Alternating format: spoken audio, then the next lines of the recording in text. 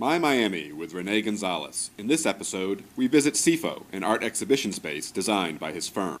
We had to think about how we could create an iconic building very easily and very quickly. We had essentially 10 months from the time we started the design to the time that the building opened for Art Basel of 2005.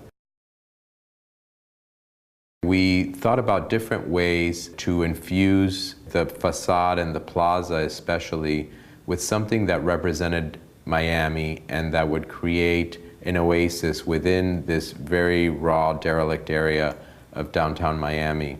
And we immediately started to think about the landscape here in Miami, which is really what makes Miami very special. That was tricky because we had to come up with a way to have an image that you could see from afar and at the same time to be seen very differently as you approached it.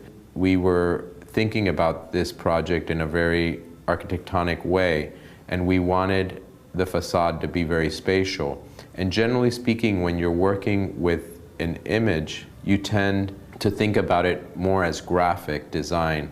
In this case, the image had to break down and had to be experiential. Really, it had to allow the person viewing it to see different qualities and different things. I have people come up to me all the time and say that they discovered, as they approached the building, a jungle god, or that they discover this or that they discover that, and I think that's a beautiful thing. For me, that's the most successful part of the project, the fact that the facade completely changes, that it's not a singular statement, and that you can come back to it and discover, always discover something new.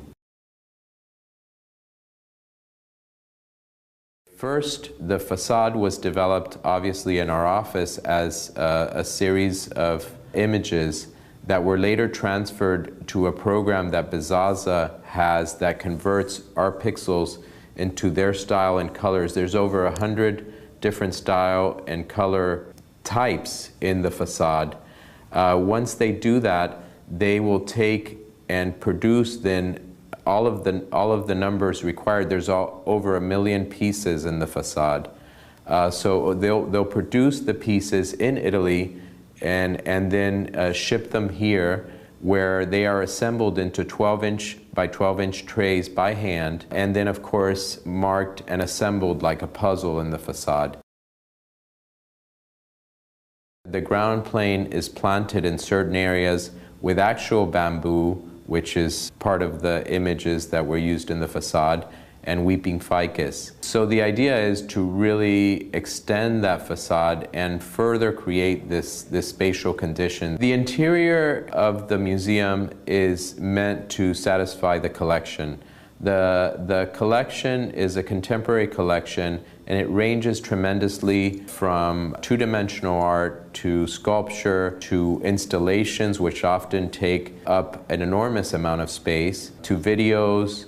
And so we had to keep the interior very flexible. We were really interested in making sure that we didn't compromise the art whatsoever.